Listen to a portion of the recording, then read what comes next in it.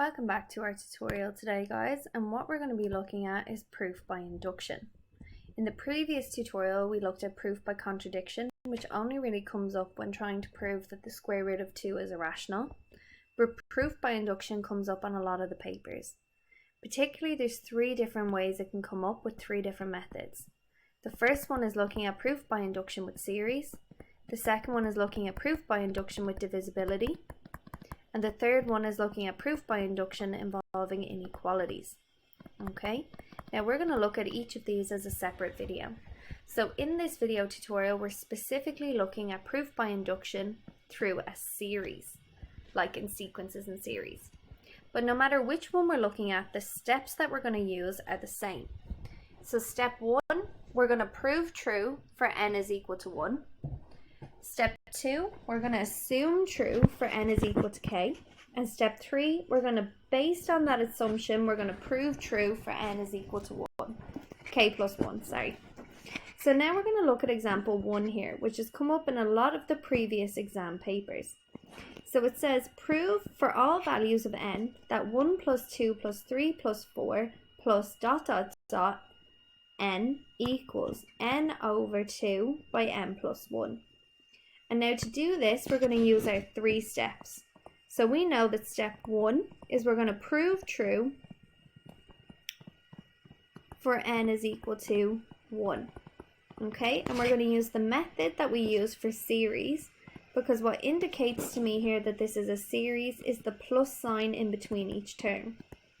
Okay, so to prove true for n is equal to 1, we're going to let 1 be n. So in n over 2 by n plus 1, we're going to sub in 1 for n, which gives me 1 over 2 by 1 plus 1, which gives me 1 over 2 by 2, which cancel to give me 1, which means that this is true for n is equal to 1. Okay, so that's step 1 done and dusted. Step 2, we're going to assume true for n is equal to k. Okay, so now we're going to take our series that we were given in the question, which is 1 plus 2 plus 3 plus 4 plus ... all the way up to n, but instead of n we're going to use k. And we're going to assume this is true to give me k over 2 by k plus 1. Alrighty, and now for step 3, we're going to use that assumption to prove it true for n is equal to k plus 1. So step 3, prove true for n is equal to k plus 1. So now let's visualize what we're aiming to get that to look like. So if we're trying to prove it true for n is equal to k plus 1, we'd have 1 plus 2 plus 3 plus 4 plus ... right up to k, which we had in the last one, and now we're adding on the next term, which is k plus 1, which means my final answer should look like k plus 1 all over 2 by k plus 1 plus 1. Okay, so now bearing that in mind that this is the aim of what we're getting it to look like, let's look at the proof. So when I look at the proof here again, I'm going to write out my series. I have 1 plus 2 plus 3 plus 4 plus ...